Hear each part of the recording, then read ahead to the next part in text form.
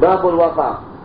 Wa qurbatun wala tasihhu, dan tidak dibolehkan wakaf kecuali min mutlaqit tasarruf, daripada seseorang yang diberikan leluasa dan kebebasan untuk bertasarruf fi ainin, dengan benda muayyanatin secara tertentu yang boleh dimanfaatkan dengan benda yang berkekalan. Jadi kalau seperti dengan kita ingin mewakafkan nasi bungkus, tak boleh. Ingin mewakafkan jagung, tidak boleh. Ingin mewakafkan minuman, tidak boleh. Mendermakan silakan saja. Tapi istilah wakaf, satu, dengan benda yang diwakafkan itu bermanfaat, dan yang kedua, boleh berkelanjutan dan boleh dibiarkan atau bisa dimanfaatkan, boleh dimanfaatkan dalam jangka panjang.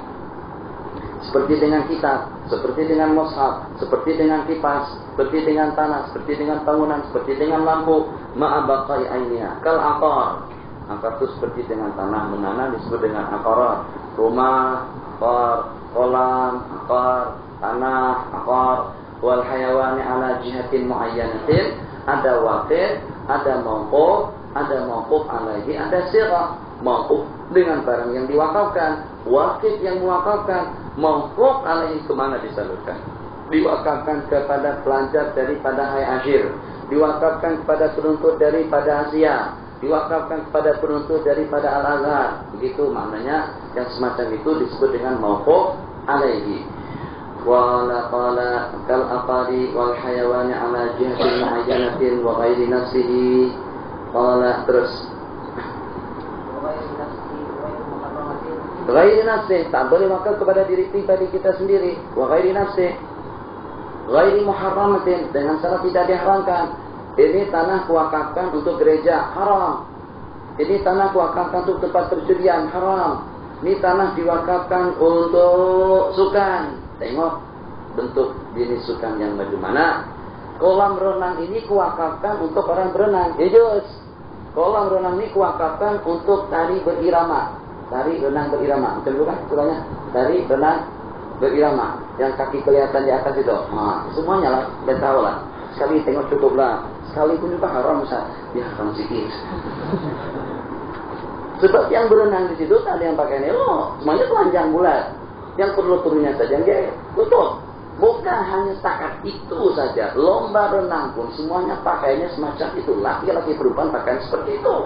Menonton hukumnya sama, mempertandingkan hukumnya sama, mempromosikan hukumnya sama. Siapa saja yang terlibat dengan satu perbuatan yang diharamkan, keterlibatannya itu hukumnya haram. Qala ala ghairi nafsihi ghairi muharramatin. Diimat dengan yang diwakafkan tadi itu adalah merupakan satu perkara kurban seperti wakaf untuk masjid kepada kerabat dalam kebajikan. Wa imma mubah, seperti mewakafkan hasil itu pun kepada orang-orang kaya, kepada ahli dhimah, bil lafzil munajjas, dengan lafaz yang positif. Maksud daripada munajjas tanpa ta'lif, dengan lafaz wakaf tanpa dipertahankan dengan sesuatu. Itu makna munajjas. Wa huwa waqaftu, kuwakafkan. Habbastu, asal daripada habbasaku tahan. Sabbaltu, kusabilkan. Wasaddaqtu sadaqatan la tuba, kusedekahkan dengan bentuk yang tidak boleh dijual belikan. Jadi dengan wakaf, saat ketika dengan benda tadi itu kita wakafkan kemana saja, maka beralih daripada hak milik kita kepada milkullah azza wa jalla. Jadi sifat dan khususiyat daripada wakaf, la yubah wa la yuhab, tak boleh dihibahkan, tak boleh dijual. Ini yang jadi masalah di kampung-kampung kita. Ada dengan sebagian Togoro, masjidnya sudah buruk, dengan atapnya sudah hancur, dengan papannya sudah hancur, dengan segala-galanya sudah rusak. Tapi itu pun dia tidak menggunakan dengan yang seumpama tadi itu digantikan dengan yang lain. Jadi mereka maunya wakaf tadi itu diabadikan. Memang begitu hukumnya dalam mazhab Syafi'i. Jadi barang wakaf, kalau ternyata pasti diwakafkan oleh seseorang sampai hancur, sampai bagaimana setiap bentuknya, tidak boleh dijual. Dan dia boleh dihibahkan. Rusak-rusak. Tapi dihibahkan tak boleh. Diberikan tidak boleh. Dijual pun juga tidak boleh. Jadi dalam keadaan semacam itu, elok kita, kalau kita menjadi pengurusi atau penitia masjid, pada sebut penitia masjid, pengursi. Yang tukang atau tukang urus masjid, apa sebut? Ahli jabatan kuasa. Jadi kalau kita termasuk daripada EJK ahli jabatan kuasa, EJK atau dengan ahli jabatan kuasa masjid, kalau kita yang dilantik, elok dengan kita ikut kepada pendapat ulama Hanafiyah, kipas-kipas yang sudah rusak, jam yang sudah tidak terpakai, karpetnya yang sudah buruk, papannya yang sudah tidak boleh dimanfaatkan, jual saja, gantikan yang baru, wakafkan kembali. Itu begitu dalam mazhab Imam Abu Hanifah rahimahullah. Terus al-mauquf alaihi, jadi kata si Husni, saya wakafkan tanah saya ini untuk keperluan Ustaz Nur. Saya sekarang jadi mauquf alaihi, saya punya hak untuk mendapatkan hasil dan manfaat daripada barang wakaf tadi itu, tapi saya tidak boleh jual. Kalau saya meninggal kepada ahli waris saya, begitulah selanjutnya. Kita katakan kepada pelajar-pelajar dari Asia, mereka yang punya hak untuk duduk di tempat ini, begitulah juga seterusnya. Terus kalau jariah tidak boleh. Saya wakafkan jariahnya untuk diwakaf saja. Macam mana ya akhi? Kalau kereta untuk dikendai tak apalah, tapi kalau dengan jariah untuk diwakaf, kesianlah. Ingkana jariyatan wa yang duru bihi masyarakat waqifu imma binasi, ini disebut dengan nazir wakaf, sepertinya dengan departemen atau dengan kementerian wakaf di Mesir. Itu dengan awqaf, banyak di Mesir wakaf tidak terhitung banyaknya. Azhar itu sendiri kaya karena wakaf. Imma binafsi, yang menjadi pengasuhnya atau yang menjadi pengawasnya, musyrik lah kalau dengan bahasa kita. Binafsihi awil mauquf ya'li aw ghairihi ma fa illam yashtarit al-hakim, kalau tidak disyaratkan itu akan beralih kepada kerajaan. Terus ada satu masalah, ini pas sedikit, yang walaupun kita akan bicara masalah nikah, akhwat kita yang di sini secara hukum, mudah-mudahan hukum ini boleh disambungkan, paling tidak kalau tak disambungkan pun kita tahu hukumnya. Ikhwat dan akhwat, akhwat kita yang mendapatkan surat taukil daripada tanah air, daripada orang tua, atau daripada pak saudara, atau juga daripada saudara ibu sebapaknya, atau daripada sepupunya, kalau yang tidak, yang lain tidak ada.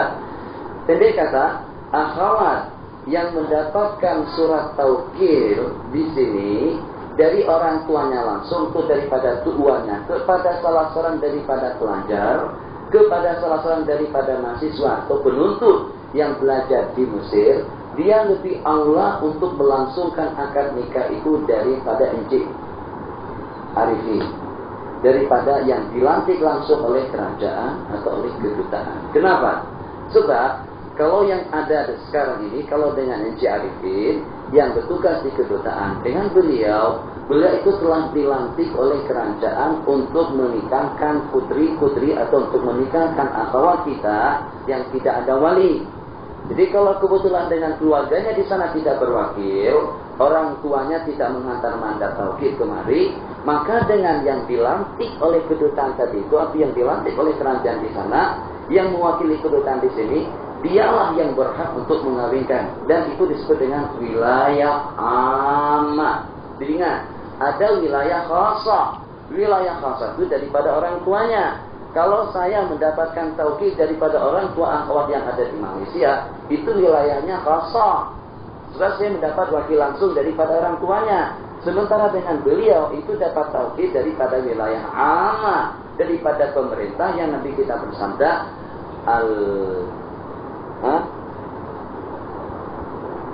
apa hadisnya? Tahu kaedahnya itu kaedahnya, hadisnya apa bunyinya? Qala sallallahu alaihi wasallam, as-sultanu waliyyu man la waliyalah. Nah, jadi di sini begitu Nabi kita bercakap, sultan, hakim, safara, petugasnya dan juga dengan pegawainya itu adalah merupakan wali kepada wanita yang tidak mempunyai wali. Itu namanya wilayah ammah. Jadi yang saya maksudkan di sini, baik daripada pihak safra maupun juga daripada pihak antum semuanya. Kalau kebetulan orang tua perempuan itu tidak berwakil di sana kemari, tak mengapalah safra yang akan menikahkan. Ulama berpendapat yang walaupun yang dilantik oleh pihak kerajaan itu orangnya fasik, masih tetap dia menikahkan, masih tetap boleh dia menikahkan. Kalau dalam mazhab Hanafi memang semuanya boleh. Fasikkah yang menikahkan, fasikkah yang menyaksikan, fasikkah yang dinikahkan, semuanya itu hukumnya boleh. Jadi dengan kita toleran saja dalam bab tersebut. Tapi kalau ternyata si wanita tadi itu sudah mendapatkan mandat taukil daripada orang tuanya kepada salah seorang ahli di sini, kedutaan jangan ikut campur tangan. Hanya sepakat menghadiri saja, menghadiri akad nikah yang akan kita langsungkan nanti untuk mengeluarkan surat menyurat yang berkenaan dengan akad nikah itu. Jadi surat menyurat melalui kedutaan. Jadi kedutaan akan nikahkan langsung kalau tidak ada mandat. Tapi kalau dengan mandatnya diberikan kepada salah seorang pelajar di sini, biarlah yang akan menikahkan, tapi dengan sepengetahuan. Sepengetahuan itu kan untuk surat menyuratnya saja. Bukan berarti kalau tanpa sepengetahuan tidak boleh.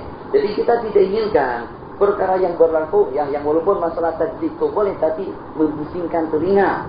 Setelah nikah di sini, nikah lagi di sana, nikah lagi sebelum itu, apa macam itu.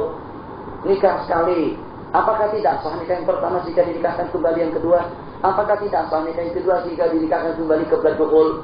Bukannya tidak boleh, tapi ada pendapat yang mengatakan satu, tajdidun nikah tidak dituntut. Kemudian yang kedua, apakah dengan pembaharuan akad nikah kali kedua dan ketiga, itu berarti dengan kita menganggap akad nikah yang sebelumnya itu batil. Dikatakan batil, mereka sudah berkumpul. Apa hukumnya berkumpul kalau dikatakan batil? Panjang lebar permasalahannya. Qala rahimahullah ta'ala terus. Al-ghallah hasil daripada wakaf tadi itu, maka diserahkan kepada yang disyaratkan oleh pihak wakif.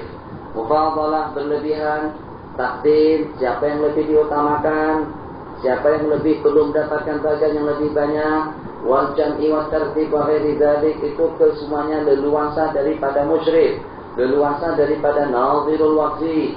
Fa in waqafa syai'an fi zimmati, seakan mewakafkan sejumlah 30 hektar nanti daripada tanahku itu berarti fi zimmah. Au ihdad daraini, mewakafkan salah satu daripada dua building, au mat'uman, atau dengan makanan, atau dengan bau-bauan, atau mewakafkan tanpa ta'yin. Qala wa lam yu'ayyinil masraf, mewakafkan tanahku ini yang berjumlah 300.000 hektar kepada siapa? Lam yu'ayyinil masrif, tidak menentukan kemana salurannya. Au waqafa ala majhul, mewakafkan kepada penduduk-penduduk Mekah, penduduk-penduduk Mesir, majhul. Siapa kira-kira? Siapa gerangan mereka itu? Au ala nafsi, atau kuwakafkan kepada diriku. Au ala muharramin, hati-hati, saya wakafkan untuk peralatan dan juga untuk melengkapi peralatan musik, haram dan tidak sah. Ka'imarati kanisatin, seperti untuk membangun gereja. Ini dimasalahkan di Indonesia. Mereka waktu kita bangun masjid, mereka bantu kita. Pertanyaan timbul, apakah boleh kita membantu mereka untuk mereka membangun gereja? Jawabannya tidak boleh. Aw'alakat tidak ahuwanti ahahu ala syartin, atau ditalik permulaan dan kesudahannya dengan syarat. Apabila datang bulan Ramadan berarti telah kuwakafkan, atau wakafku ini hanya setakat 3 tahun saja, atau dengan syarat aku boleh menjualnya. Au alaman la yajuzu summa alaman yajuzu ka'ala nafsi, diwakafkan kepada yang tidak boleh, kemudian kepada yang boleh.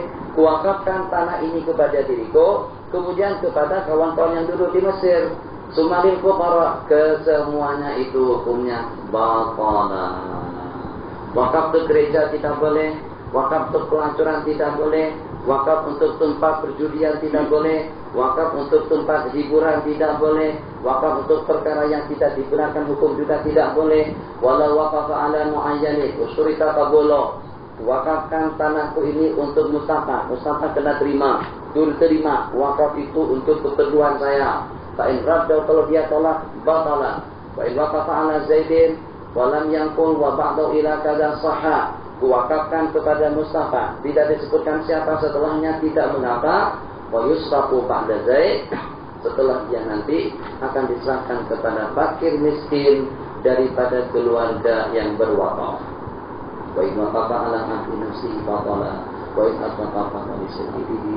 Summa qala babul hibati, nanti kita sambung setelah asar. Satu dengan bab hibah, kemudian yang kedua dengan babul wasiyah ala kadar yang kita mampu untuk membacanya.